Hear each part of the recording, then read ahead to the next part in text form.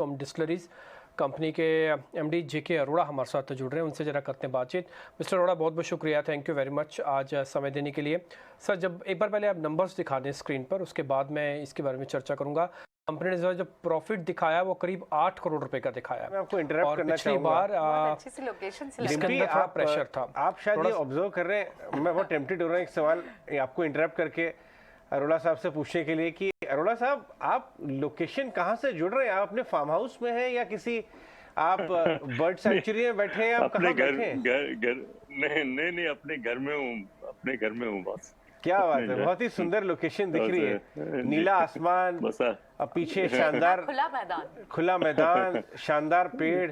ये सब हम बॉम्बे वालों को ये सब नसीब नहीं होता है देखने के लिए। तो एक बार आपकी जरा फुल फ्रेम पे लीजिए डायरेक्टर साहब। छोटे शहर में रहने के ये फायदे हैं ना सर कि अपने घर में रहिए और अपने घर की सब्जियां खाइए, अपने घर की दाल, दही, दूध, मक्खन सब अपने घर का खाइए, ये सब जो है बहुत ही शानदार। इसीलिए आप खुले दिमाग से एकदम बढ़िया हवा में और इस तरह से जब कंपनी रन करेंगे तो आप बेटर डिसीजन ले पाएंगे और कंपनी की ग्रोथ को आगे बढ़ा पाएंगे। तो मजा आ गया। मुझे 20 साल पहले आपके जैसे इक्वेल्शन ने कहा था कि अरोड़ा साहब, आप में सारा पोटेंशियल है एक बड़ा इंडस्ट्रियलिस्ट टॉप लीग में आने का, प्रोवाइडेड आप अपना हेडक्वार्टर दिल्ली या बॉम्बे रखें।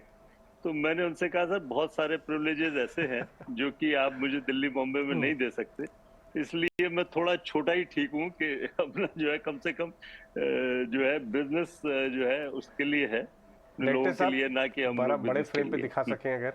अच्छा, बट एक बात बताऊं मैं आपको कि जिंदगी बड़ी होनी चाहिए। आप क्वालिटी लाइफ लीड करें और खुश हैं, आप कंपनी चला रहे हैं, आपके शेयरहोल्डर्स खुश हैं, और क्या चाहिए। एनीवे, थोड़ा हम डाइग्रेस कर गए, लेकिन डिम्पी आप कॉन्वर्सेशन आगे लेके चले। हाँ, मैं अरोड़ा जी से एक्चुअली मैं बधाई भी देना चाहूँगा, उन्होंने बहुत अच्छी बात बताई भी। और अरोड़ा जी, मैं इससे करना चाहता हूँ कि आपके प्रॉफिटेबिलिटी जो है वो क्यों अच्छे से नहीं आ पा रही है सर? मेरा बस यही बेसिक सा सवाल है एक। देखिए, जो अप्रैल मई जून का फर्स्ट क्वार्टर का एक जो रिजल्ट था वो मोस्ट एक्सेप्शनल था। वो क्योंकि दो वजहों से कि एक तो जो है पिछले साल कोविड की वजह से हम लोग पूरा पोटेंशियल नहीं ले पाए थे कंपनी में, और दूसरा एक ये बियर हो या कोल्ड ड्रिंक हो या ये एक सीजनल है। आप समझते हैं कि अगर आप कोक या लिम्का कुछ भी पियेंगे तो अप्रैल मई जून में मैक्सिमम दिखेगा। अब देखिए, जो सेकंड क्वार्टर का रिजल्ट है वो देखिए 100% टर्नओवर अप है, 5000% प्रॉफिटेबिलिटी अप है कंपेरिजन टू। अभी बताइए, क्या कोई, देखिए आफ्टर ऑल कोई जादू तो है ही नहीं, आप बिजनेस है, बिजनेस को आप 100% अप है। पूरी इंडस्ट्री से हमारी ग्रोथ इस समय सबसे हाई है। आप चाहे बियर इंडस्ट्री को आप एक कंपैरेटिव बनाएं और आप देखें कि चाहे देखिए यूबी हमसे काफी बड़ी कंपनी है, लेकिन आप अगर एक कंपैरेटिव ग्रोथ देखेंगे, आप उनका 67% ग्रोथ है, हमारी 100% ग्रोथ। और चाहे आप उसके एक्सपेंडिचर देखिए, चाहे आप पर कैपिटा उसका इन्वेस्टमेंट देखिए, कोई भी पैरामीटर लीजिए आप, तो जो है उस हर पैरामीटर में सोम हैज डन एक्सीडिंगली वेल। अब ये जरूर है कि फर्स्ट क्वार्टर का जो एक्सेप्शनल रिजल्ट था उसको लोग उससे कंपेयर करते। अब अब देखिए, ये भी जो क्वार्टर है, ये भी जो है जो हमारे अभी सेल्स चल रहे हैं, this is almost more than 100%। पर अब हम वो जो 400% जो फर्स्ट क्वार्टर में जो सेल आता है, हमेशा आता है, अब अगले क्वार्टर में फिर आएगा जो फर्स्ट क्वार्टर होगा अप्रैल में जून का। तो ये एक बिजनेस का एक नेचर है कि वो सीजनल आइटम है। जैसे कोल्ड ड्रिंक है, ऐसे बियर भी है। जैसे कोल्ड ड्रिंक का maximum business 40-45%, 50% business first quarter में हो जाता है। इसी तरीके से बियर का है। बस इतनी सी बात है। अगर इसको थोड़ा सा बिजनेस के तरीके से देखें तो रिजल्ट्स तो हम लोगों की जो एक्सपेक्टेशन है उससे कम नहीं है। Right, absolutely. In fact mister Arora, आपके नंबर्स तो वाई एंड वाई बेसिस पे बेटर ही हो रहे हैं, ये एक वन ऑफ भी है। और दूसरी बात है, आपका फोकस जिस तरह से डी लेवरेजिंग करने का है, नेट डेट अब आपका सिर्फ 163 करोड़ है, आप अपना स्टेक लगातार बढ़ा रहे हैं, 33% पर इनफैक्ट प्रमोटर का स्टेक है। प्रमोटर ग्रुप, क्या आप फर्दर एक थोड़ी क्लैरिटी दे पाएंगे, क्या आगे भी क्या ये स्टेक बढ़ेगा, और अगर बढ़ेगा तो कितना बढ़ सकता है?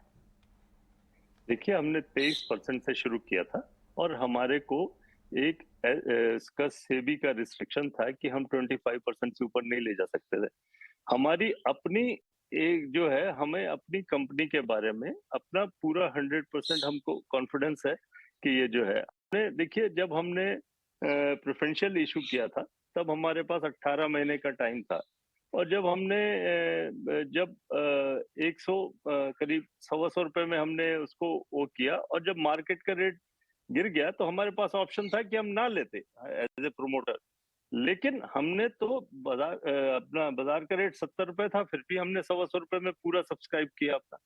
तो ये हमारा कमिटमेंट, हमारा डिटर्मिनेशन, हमारा कॉन्फिडेंस दिखाता है। अभी भी हमने जो प्रेफरेंशियल इशू जो किया है, अभी हमारे पास 15 महीने हैं, लेकिन हम कोशिश कर रहे हैं कि इस महीने में अपने प्रेफरेंशियल इशू को पूरा सब्सक्राइब कर दें करें। और हमारा अल्टीमेटली एम है कि हम अपनी जो होल्डिंग है, वो जो सेबी के जो रूल्स रेगुलेशंस है उसके हिसाब से हम सिर्फ 5% जो है पर ईयर क्रीपिंग एक्विजिशन कर सकते हैं। पर हमारा अल्टीमेट एम तो यही है कि 51% हम ले जाना चाहते हैं अपना जो है holding. Right, that's a big number Arora साहब। 51% आप बात कर रहे हैं, ये तो अच्छा खासा नंबर है। 33% पर अभी फिलहाल आपकी होल्डिंग है, और इसे आप अभी आगे भी बढ़ाएंगे। नंबर्स चाहे भले ही इस क्वार्टर में आपको सिक्वेंशली वीक दिखते हो, लेकिन वाई एंड वाई बेसिस पे नंबर्स अच्छे रहे हैं। और आज समय देने के लिए, इन सारे नंबर्स पर, इनसाइट्स पर हमसे बात करने के लिए बहुत बहुत शुक्रिया आपका। आप लोगों का बहुत धन्यवाद। जी, थैंक यू सो मच।